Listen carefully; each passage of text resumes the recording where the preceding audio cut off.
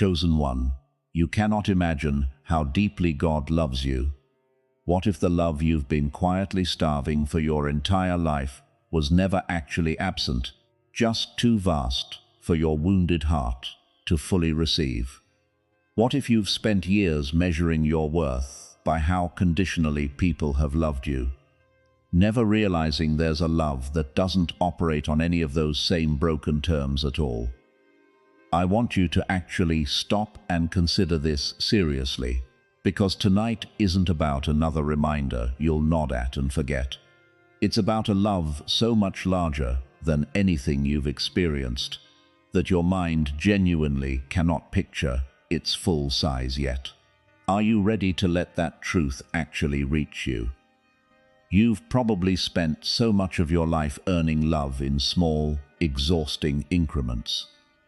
Performing well enough to keep someone's approval, staying quiet enough to avoid someone's anger, shrinking yourself down enough to remain acceptable to people whose affection always seemed to come with conditions attached. And somewhere along the way, that conditional love taught you to expect the same thing from everyone, everywhere, including whatever you understand about how you're loved by something greater than yourself. Have you been measuring how deeply you're loved by God using the same broken, conditional standards that people in your life have used to love you? Why human love, even at its best, cannot prepare you for this. Here's something worth understanding clearly. Even the best human love you've ever experienced, the most patient parent, the most devoted friend, the most faithful partner, operates within real limits. Human love gets tired, it gets frustrated, it sometimes withdraws, even unintentionally, under pressure or exhaustion. Because that's the only kind of love you've ever directly experienced. Your mind has built its entire understanding of love around limitation. What you're being told tonight has no such limitation built into it at all. Has your entire understanding of what love means been shaped by the real human limitations of the people who've loved you imperfectly? Why this love doesn't cease. When you fail, here's something worth sitting with honestly. Think about the last time you genuinely failed someone, disappointed them, made a choice you're still ashamed of. Human relationships often absorb real damage from moments like that, sometimes permanent damage. But this specific love, the one this entire message is pointing you toward, doesn't operate that way. It doesn't shrink in the face of your failure. It doesn't require you to earn back what you temporarily lost through good behavior. It remains exactly as full after your worst moment as it was before it. Can you imagine a love that genuinely doesn't decrease even slightly after your worst failure or your most shameful mistake?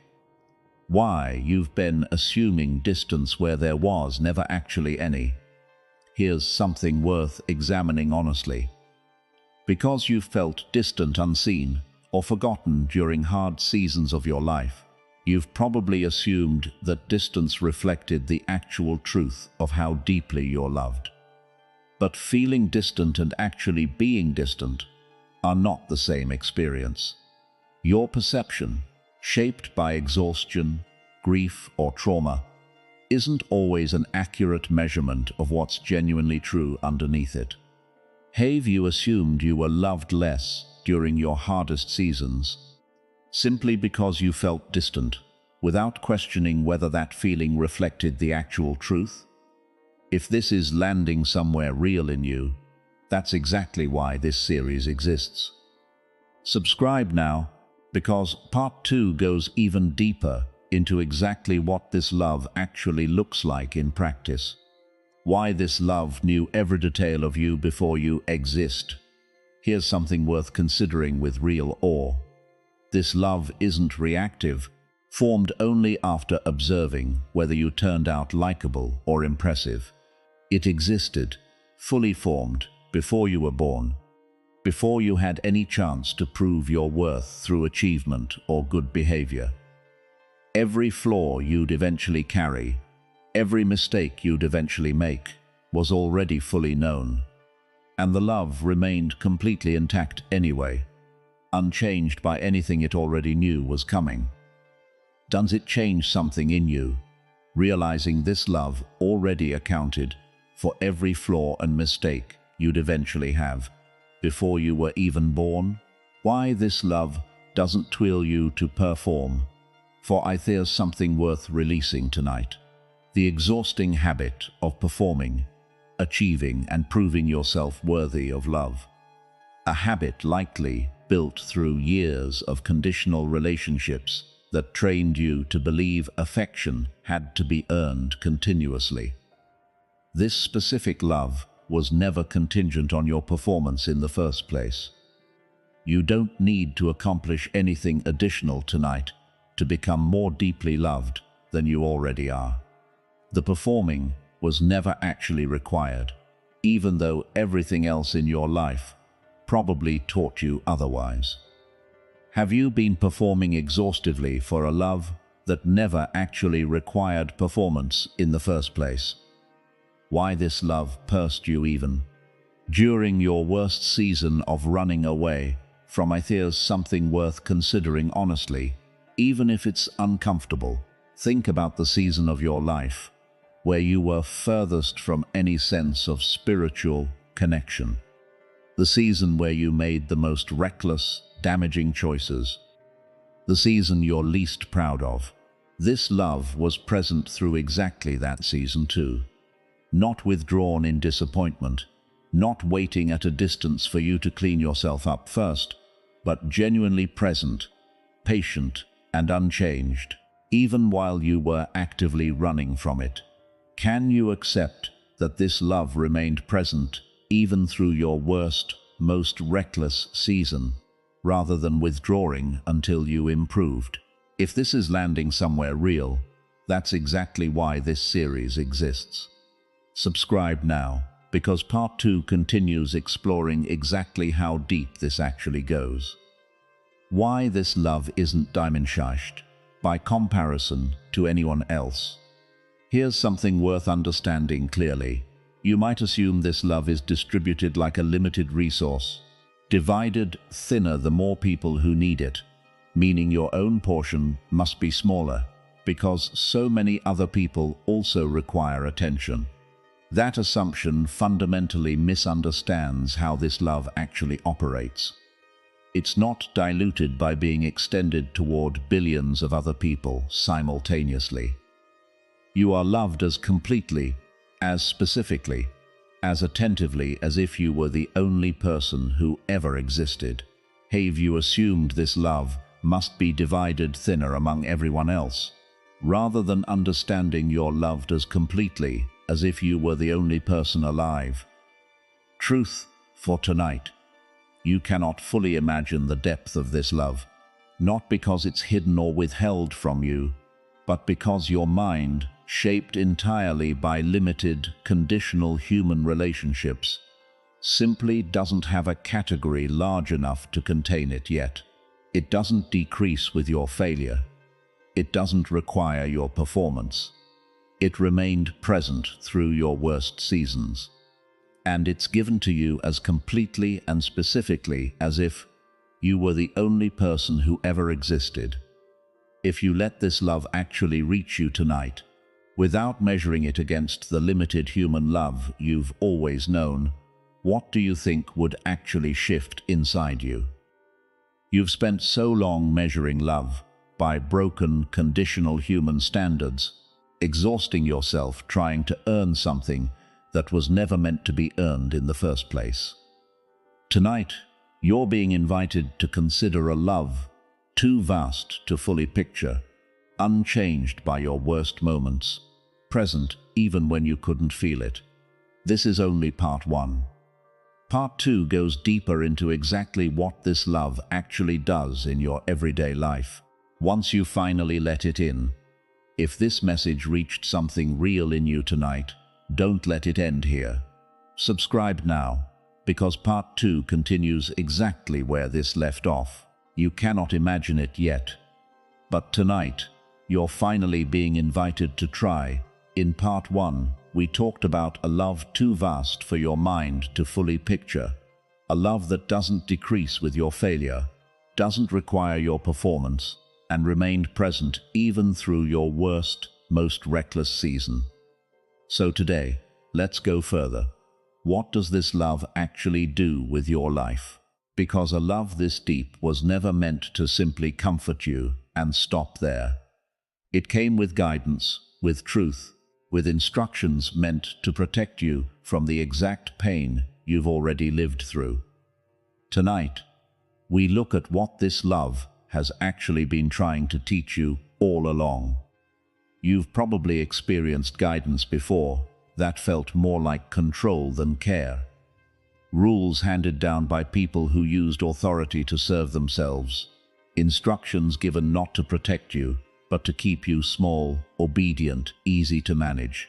And because of that, the very idea of divine instruction, divine truth, divine rules for how to live, might trigger a defensive reaction in you before you've even considered what those instructions actually say.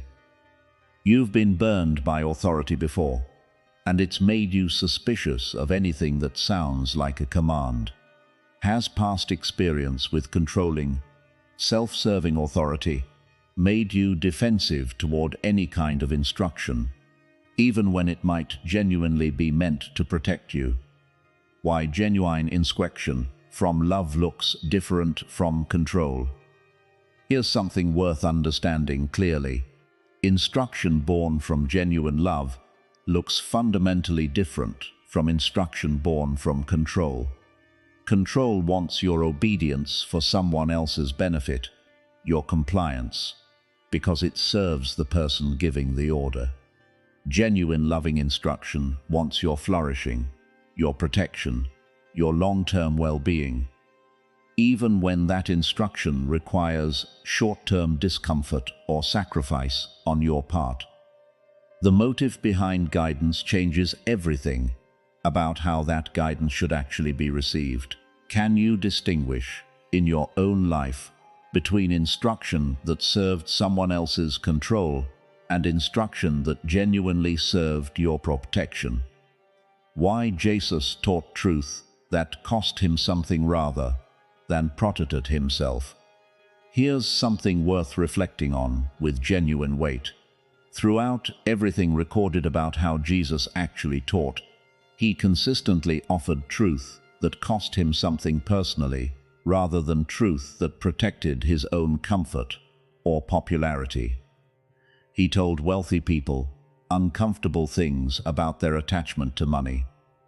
He confronted religious leaders publicly, even knowing it would provoke their anger.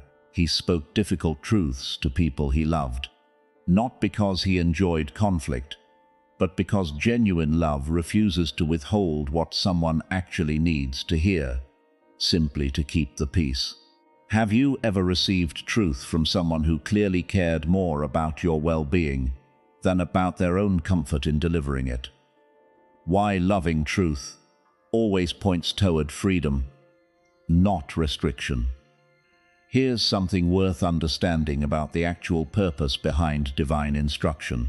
Every genuine truth taught throughout Jesus' ministry pointed consistently toward freedom rather than restriction, even when the truth itself required discipline or sacrifice to actually live out. Forgive, not because forgiveness is a rule to follow blindly, but because unforgiveness genuinely imprisons the person carrying it. Love your enemies, not because it's an arbitrary command, but because hatred quietly poisons the heart that holds onto it, far more than it ever touches the person being hated. Every instruction, examined honestly, exists to free you from something that was already secretly destroying you. What instruction in your own life, once you actually followed it, ended up freeing you from something you didn't realize was already destroying you? If this is landing somewhere real in you, that's exactly why this series exists. Subscribe now, because part 3 goes even deeper into exactly how to actually apply this guidance to your specific life. Why the instruction to love your neighbor starts with the person you like least. Here's something worth understanding practically about one of the most repeated instructions across everything Jesus taught. Loving your neighbor was never meant to be tested only against people who are easy to love. It was specifically designed to be tested against the people you find most difficult, most frustrating, most undeserving of your patience. That instruction isn't abstract. It's aimed directly at the specific relationship in your life right now that costs you the most to maintain with any grace at all. Who is the specific person in your life this instruction is most directly, uncomfortably asking you to actually love right now? Why truth without love becomes cruelty, and love without truth becomes enabling. Here's something worth understanding about the actual balance this guidance requires. Truth delivered without love becomes cruelty, wounding people under the guise of honesty, while actually just satisfying a need to feel superior or correct. But love offered without truth becomes enabling, allowing someone to remain trapped in destructive patterns simply because confronting them felt too uncomfortable. Genuine guidance, the kind actually demonstrated throughout Jesus' life, always holds both together. Truth spoken specifically because love requires it.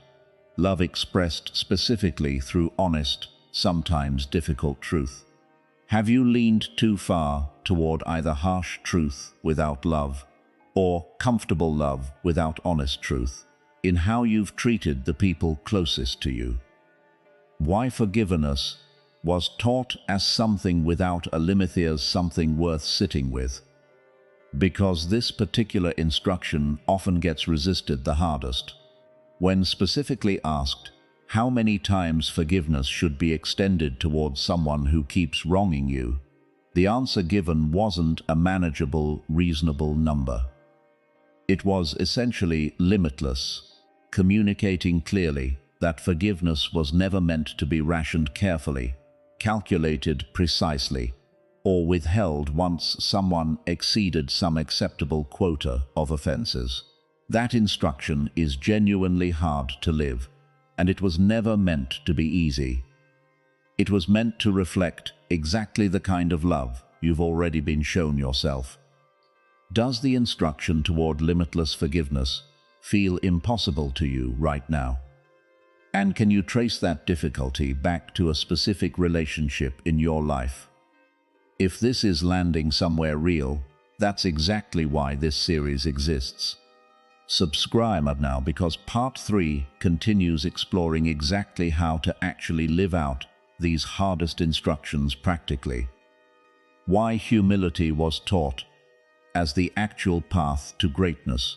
Not weakness. Here's something worth understanding about a specific reversal taught consistently throughout this guidance. Greatness, according to everything Jesus modeled and taught, wasn't measured by dominance, status, or being served by others. It was measured by humility, by willingness to serve, by choosing the lowest position rather than demanding the highest one. That teaching directly contradicts almost everything the surrounding culture, both then and now, insists about how significance and power actually work. How does understanding humility as the actual path to greatness, rather than weakness, challenge the way you've been pursuing significance in your own life? Truth for today. Every piece of guidance, every instruction, every difficult truth taught throughout this entire ministry existed for one singular reason.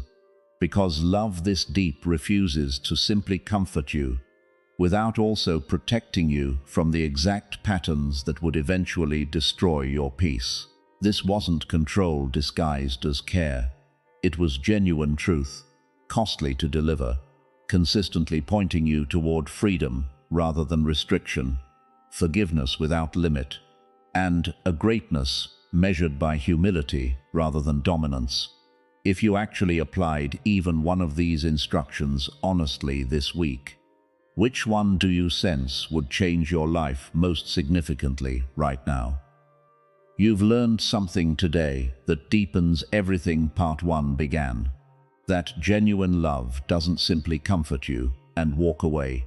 It also teaches, guides, and instructs, always aimed at your freedom rather than your restriction, always costly to deliver rather than convenient, always balanced between honest truth and genuine compassion.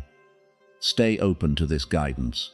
Let it challenge you as much as it comforts you. There's more ahead. Part 3 goes into exactly how to actually live these instructions out practically, in your specific relationships and your specific daily struggles. If this message is helping you see more clearly, subscribe now, because Part 3 continues exactly where this left off. You cannot imagine how deeply you're loved. Now you're beginning to understand what that love actually asks of you. Chosen one, you cannot imagine how deeply God loathes you. The letter He would write you tonight. What if, after everything you've walked through, across this entire journey, the most honest way to finally receive this love isn't through another explanation, another insight, another lesson to understand intellectually? What if tonight, instead, you simply needed to be spoken to directly, personally, the way you'd want to be spoken to if the love this entire series has been describing sat down and actually wrote to you, specifically, using your own name, addressing your own exact life? Tonight, we're doing something different. Read this slowly. Let it be spoken directly to you, because it was written that way on purpose. You've probably received letters before that felt hollow, generic, technically addressed to you, but clearly written to be sent to hundreds of other people with your name simply swapped in. That experience has likely trained you to expect the same hollowness from anything claiming to be deeply personal, even spiritual messages that promise intimacy, but ultimately feel mass-produced, impersonal, easy to dismiss, because they never actually seem to know the specific details of your specific pain. Have you become skeptical of anything claiming deep personal love, because so much of what you've received before felt hollow and generic instead? The letter begins. Here's what this love would say to you tonight, if it could speak directly, without any distance between the words and your own heart. I know exactly what tonight has cost you to sit through. I know how many times in your life you've been disappointed by promises of love that turned out conditional, temporary, or entirely self-serving. I know you're tired of being told you're loved by people, and even by messages like this one, who don't actually know the specific weight you've been carrying. So let me be specific with you tonight, the way generic love never could be. Can you let yourself actually receive these words as spoken directly to you, rather than filtering them through the skepticism generic love has taught you to expect? The letter continues, naming your specific pain, know about the specific night you couldn't sleep, replaying a mistake you're still ashamed of, wondering if it disqualified you from ever being loved this deeply. I know about the relationship that ended in a way that still aches when you think about it honestly. I know about the version of yourself you show the world, and the exhausted, uncertain version underneath it that almost nobody else has ever actually seen clearly. I'm not speaking to the performed version. I'm speaking directly to the one underneath it. Does it change something in you, being addressed specifically? At the level underneath the version of yourself, most people only ever see. If this is landing somewhere real in you, that's exactly why this series exists. Subscribe now, because more of these messages are coming exactly when you need them most. The letter addresses your specific dupti. Know you've wondered, especially during your hardest seasons, whether any of this was actually real, or whether it was simply a comforting story you were taught to believe, because the alternative felt too frightening to consider. That doubt doesn't disqualify you either. I'd rather you bring me your honest doubt than perform a certainty you don't actually feel. The distance you've felt during your hardest pain was never me pulling away from you. It was pain distorting what was actually true the entire time.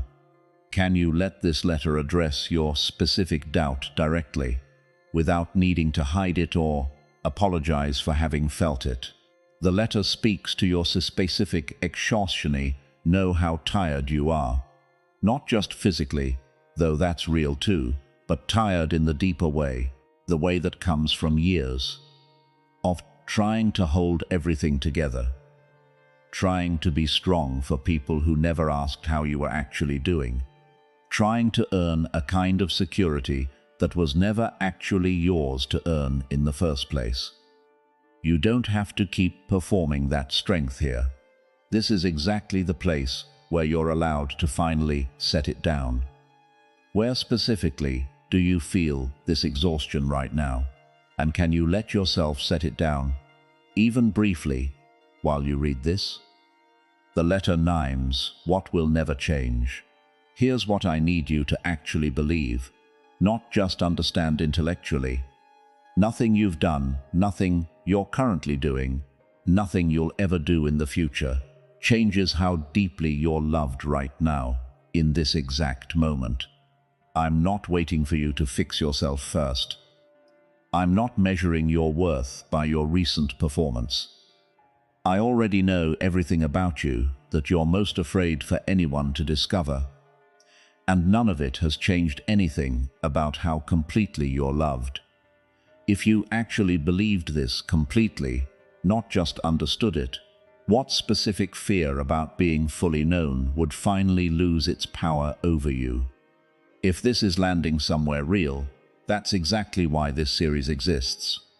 Subscribe now, because more of these truths are waiting for whenever your next chapter needs this kind of direct, personal comfort. The letter gives you perceptions. You have permission tonight to stop earning something you already fully have. You have permission to rest instead of performing. You have permission to bring me your anger about the unfair things that have happened to you, rather than pretending you've made peace with them before you actually have. You have permission to still be in process, still healing, still uncertain about parts of your faith, and to be completely loved through every bit of that uncertainty. What permission, specifically, do you most need to receive tonight that you've been withholding from yourself for far too long?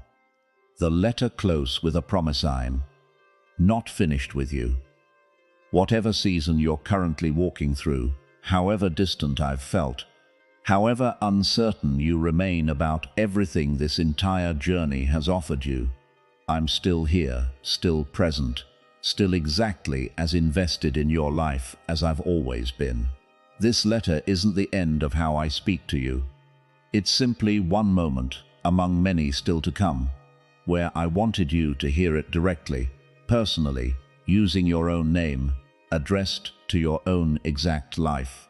Can you receive this promise that this love isn't finished with you, regardless of where you currently stand in your own journey toward believing it? Truth for today: you cannot imagine how deeply you're loved. But tonight, this letter tried to speak that love directly to you, addressing your specific pain, your specific doubt, your specific exhaustion, rather than offering something generic and easy to dismiss. That specificity was intentional.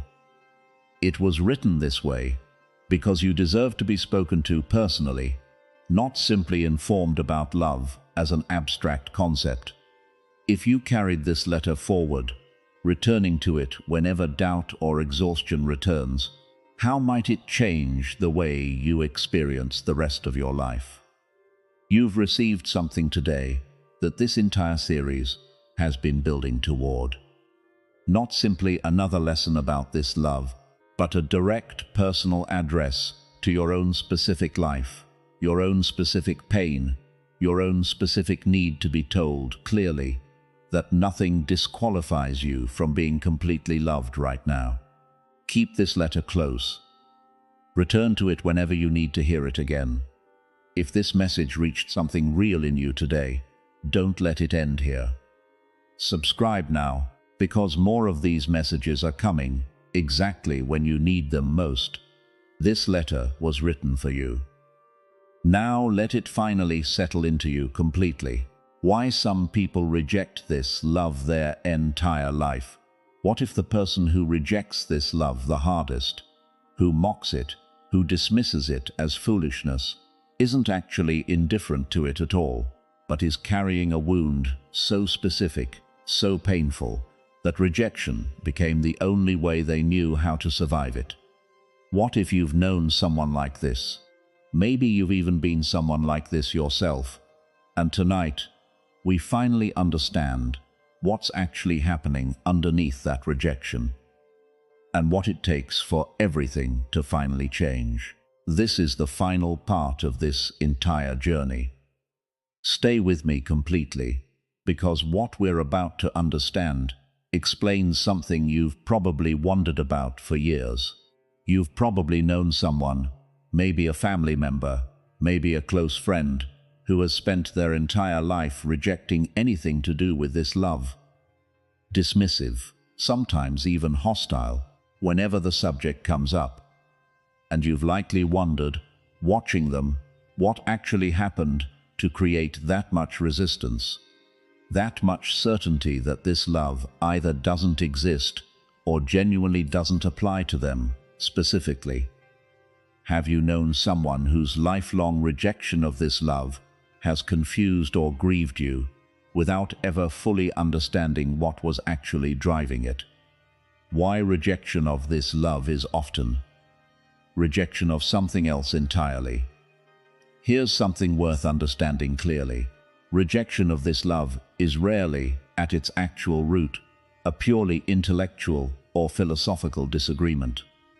It's far more often a rejection of pain associated with something else entirely.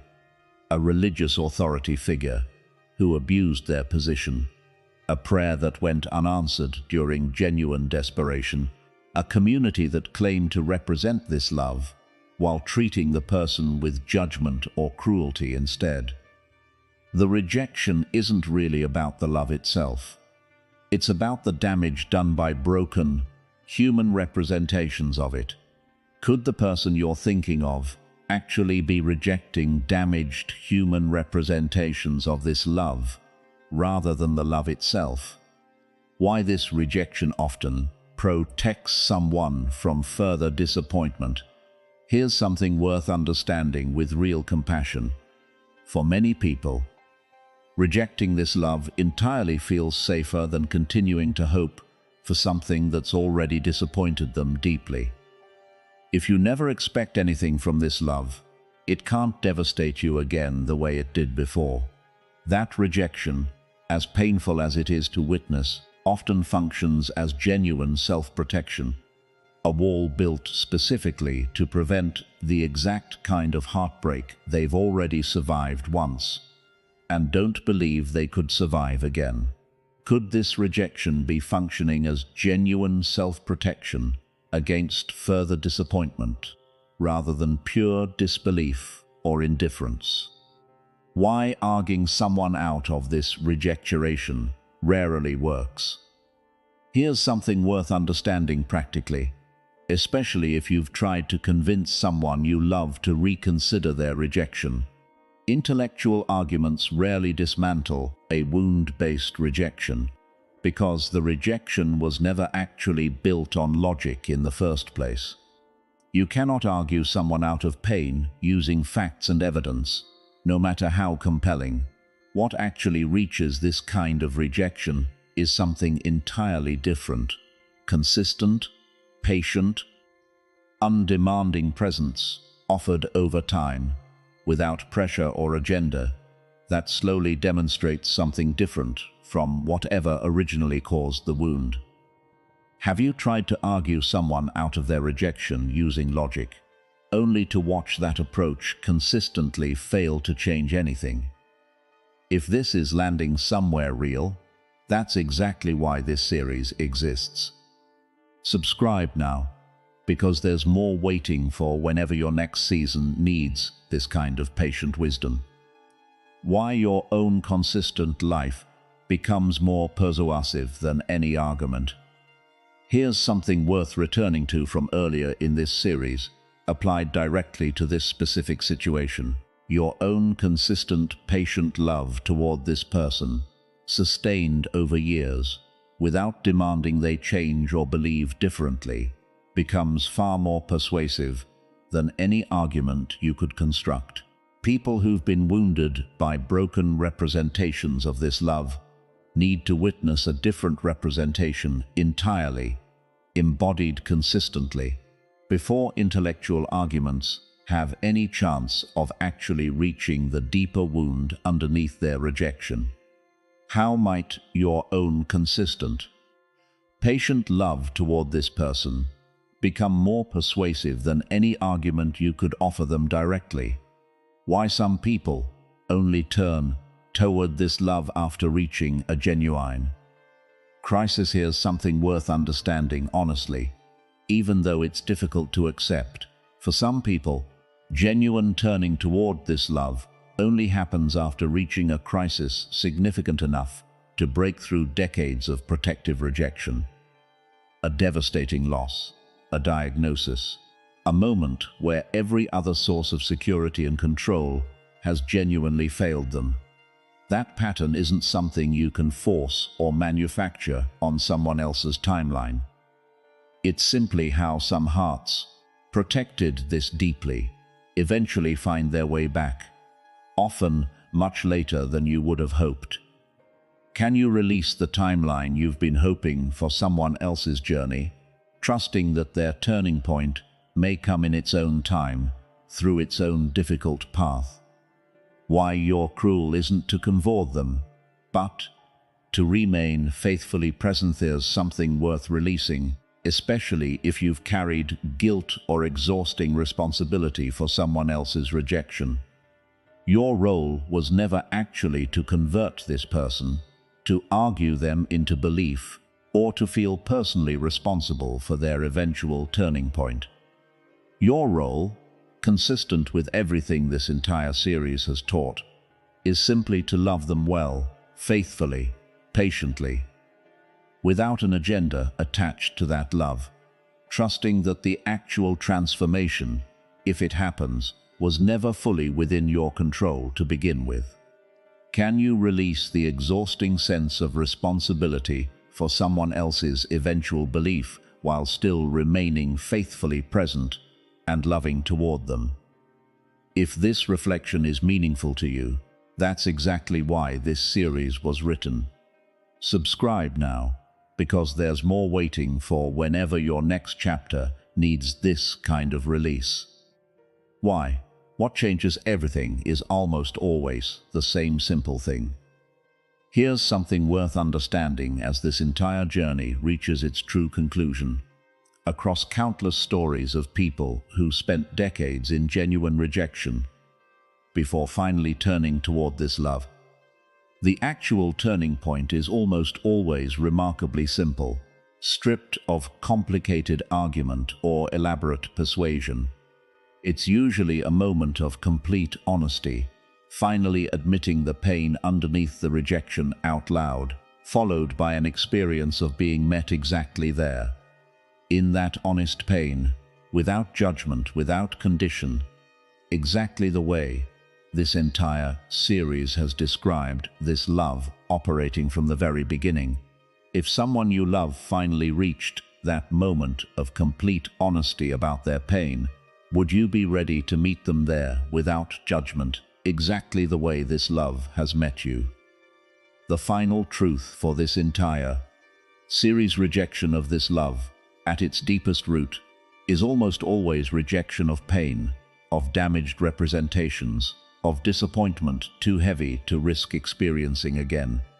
It rarely responds to argument, but it often, eventually, responds to patient, consistent, undemanding presence, sustained over years without pressure or agenda. And the turning point, when it finally comes, is usually simpler and more honest than anyone expected, met exactly where this love has always specialized in meeting people, in their most honest, most unguarded pain. If everything across this entire 7-part journey was meant to prepare you not just to receive this love yourself, but to become exactly this kind of patient, consistent presence for someone else still rejecting it, are you ready to carry that forward? Series finale. You've walked through this entire 7-part journey, from first encountering a love too vast to fully imagine, through the guidance and truth flowing from it, through practical daily living, through recognizing where it already touched your own life, through the honest reality of suffering, through hearing it addressed directly to you in your own name, and now, finally understanding what it takes for someone still rejecting it to eventually find their way home. You cannot fully imagine how deeply you're loved.